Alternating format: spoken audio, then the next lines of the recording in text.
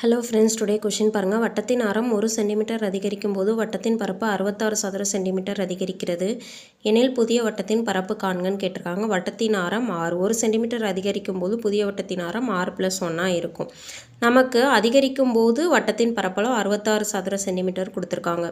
So இப்போ அந்த 66 சதுர சென்டிமீட்டர் எப்போ கிடைக்கும் அப்படின்னா, புதிய வட்டத்தின் பரப்புலேருந்து பழைய வட்டத்தின் பரப்பை சப்ராக்ட் பண்ணோன்னா நமக்கு ஆன்சர் 66 கிடைக்கும்.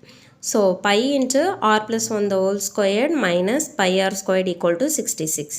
இப்போது இதில் பையை காமனாக வெளியே எடுத்தோம்னா r squared plus 2r plus 1. இங்கே a plus b the whole squared formula apply பண்ணியிருக்கோம். a squared plus 2ab plus b squared minus r squared equal to 66. இதில் r squared கேன்சல் ஆகிடும்.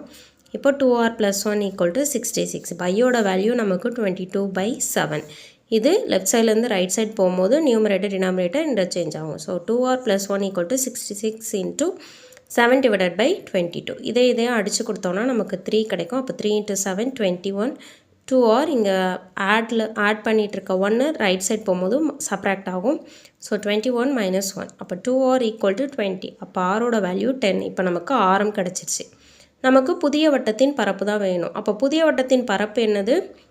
Pi into r+1 the whole squared. இதுதான் நமக்கு புதிய வட்டத்தின் பரப்பு. இப்போ இதில் ஆரோட வேல்யூ சப்ஸ்டியூட் பண்ணணும். 10 + 1.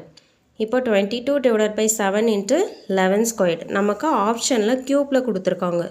ஸோ இந்த 22வை 2 into 11 எழுதுகிறோம். அப்போது 11 ஸ்கொயரோட இந்த 11 சேர்ந்தால் 11 க்யூப் ஆகிடும். 2/7. ஸோ ஆப்ஷன் சி தான் கரெக்டான ஆன்சர். தேங்க்யூ.